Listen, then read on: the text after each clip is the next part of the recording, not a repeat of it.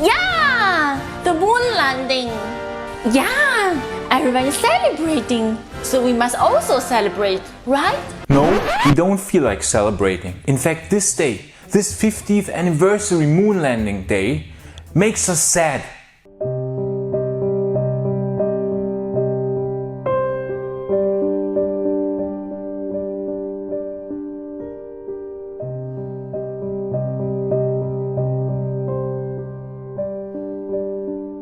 Well, if you want to find out why we are not celebrating this day at all, stay tuned.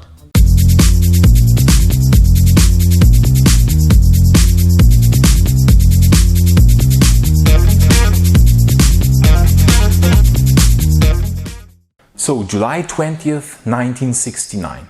We all know the amazing story, we all know the amazing event that took place 50 years ago.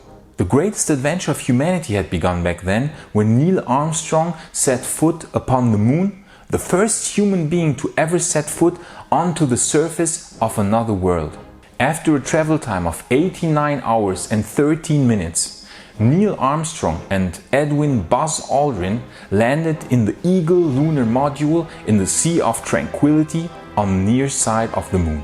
This event was the culmination of almost a decade of hard work and dedication by tens of thousands of people working on this amazing program with the goal of sending people to the moon. The Apollo program was started in 1961 as a direct response to counter the Soviet lead in manned spaceflight. Up until then, the Soviets had been ahead in spaceflight to achieve groundbreaking firsts. The first satellite in space, Sputnik, in 1957, took the Americans totally by surprise and left them in a state of deep shock. As a response to that, NASA was founded in 1958. However, NASA was not fast enough, and the Soviets already had a huge lead on the spaceflight program. Therefore, the first person was sent to space by the Soviets on the 12th of April 1961, the famous Yuri Gagarin. And that was another severe blow to the American psyche. As a direct result to Soviet space supremacy, President Kennedy proposed the Apollo program. He gave a speech before Congress on the 25th of May, only 6 weeks after Yuri Gagarin went to space, calling for the creation of the Apollo program, with the goal being a manned landing on the moon. The funny thing is that during that time many doubted if this endeavor was actually possible at all. We have to keep in mind that at this point in time, the US had only sent one astronaut to space prior to Kennedy's speech, the famous Alan Shepard in his Freedom 7 Mercury capsule. Now, on the 12th of September 1962, President Kennedy gave the most famous speech that we all know by now at Rice University. We choose to go to the moon in this decade and do the other things, not because they are easy, but because they are hard. Because that goal will serve to organize and measure the best of our energies and skills. Because that challenge is one that we're willing to accept, one we are unwilling to postpone, and one we intend to win, and the others too. Now, in order to achieve this in this short time frame, NASA's budget had to be rapidly ramped up. And the ramping up did take place, and a very impressive one at that. If we look at NASA's annual budget from 1959 onwards, we can see a massive spike that reached its peak in 1965 and 1966 at an astounding 4.31% and 4.41% of the US annual budget respectively. After that, it went basically almost only downhill from there. This looks almost like a pump and dump scheme. A NASA pump and dump scheme. NASA was pumped and then dumped. Anyways, after many tests and some very sad setbacks, the most tragic one being the accident of Apollo 1, which claimed the lives of 3 astronauts. The first trip to the moon with astronauts on board was set for Christmas Eve 1968 with the famous Apollo 8. So only 7 years after the birth of the Apollo program, 3 astronauts were already sent on a trip around the moon. On this trip, the famous Earthrise picture was taken. The first picture of Earth rising above the horizon of the moon, captivating the imagination of millions of people around the whole world. Apollo 9 and 10 followed, where the docking of the lunar module was tested, with Apollo 9 first in low Earth orbit, and with Apollo 10 then actually while orbiting the moon. No one ever talks about these missions, so we thought we'd mention them. Apollo 10 was basically a rehearsal of the first moon landing, taking place in May 1969, only 2 months prior to the actual moon landing. Fun fact, the 3 astronauts of Apollo 10, Eugene Cernan, John W. Young, and Thomas P. Stafford, are still to date the farthest humans ever traveled away from Earth, at 408,950 kilometers. Because at that time, the moon was farther away from Earth than at any other Apollo mission. The mission was a success, paving the way for the manned moon landing 2 months later. And then on July 16th, on this day exactly 50 years ago, the Saturn V carrying the 3 astronauts, Michael Collins. Yes, Michael, we put you first because we think you deserve more recognition. And then Buzz Aldrin and Neil Armstrong was launched into space.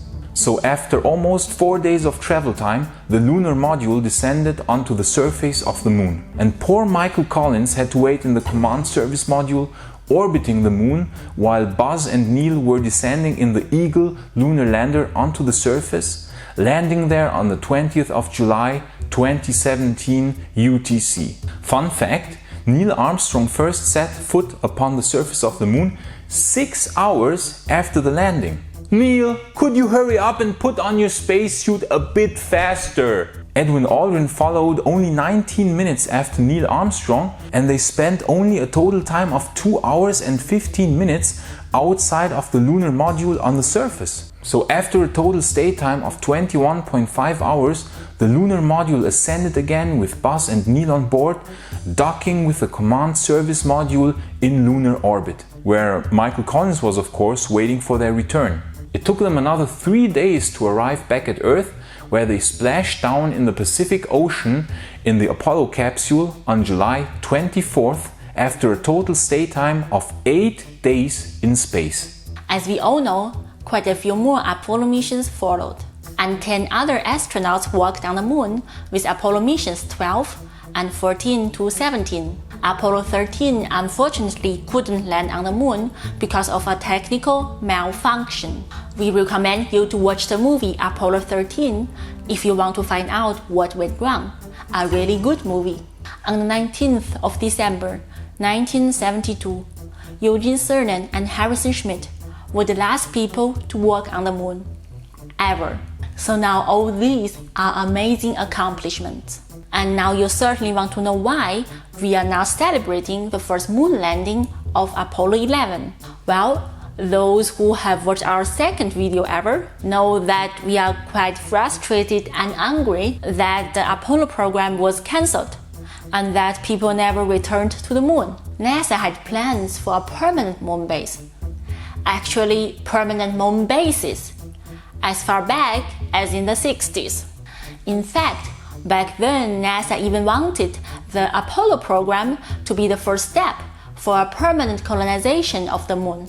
It would have been a 3-step plan with many Saturn V launches, launching well into the late 70s, even early 80s, where more and more powerful iterations of the Saturn V rocket would have been built, allowing for a drastically increased payload capacity.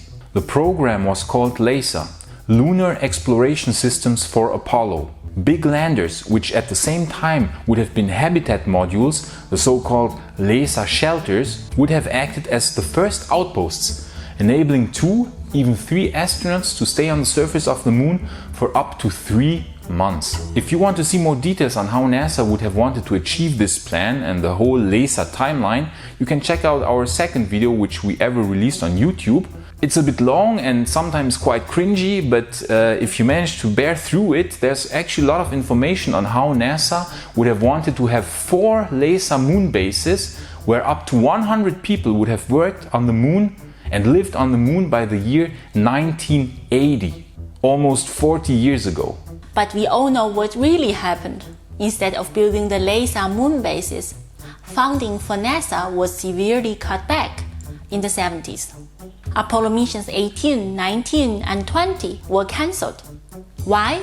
Because stupid, brutal, and senseless wars are apparently cooler than the progress of humankind. Or that's what those damn politicians back then must have been thinking. A wasted chance, if you ask us. Wasted potential. Where we could have been now. You would not recognize the world of 2019 in this parallel reality, where history went differently and NASA did build the moon bases. You would not recognize this world. That's how technologically advanced it would be, due to all the new offshore technologies that would have come from Apollo LASA. So now you understand why we are not celebrating the 50th anniversary landing of Apollo 11. Because this should have been a first giant leap for humanity to permanently live and work on the moon. It should have been a first giant leap for humanity to become a multi-planetary civilization. But due to stupid decisions of idiotic politicians, we were robbed of that dream. So no, we refuse to celebrate this event because there's nothing to celebrate. All NASA can apparently achieve nowadays is to revel in past glory. But hey, Joshua and Sebastian, calm down, because NASA is going back to the moon.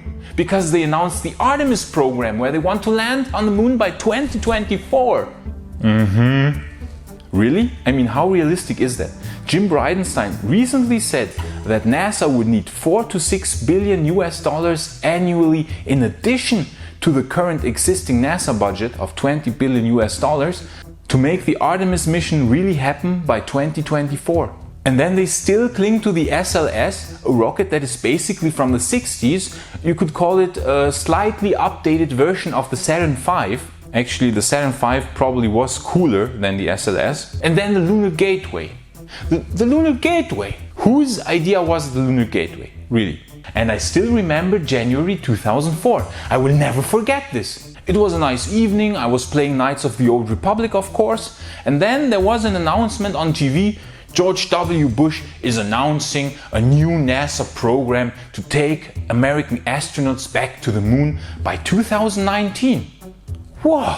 I was super hyped. I even stopped playing Knights of the Old Republic for half an hour to watch this press conference. Back then, George W. Bush announced the Constellation program, which should have taken astronauts back to the moon by now. Like right now. So the 50th anniversary moon landing would have been celebrated by a moon landing.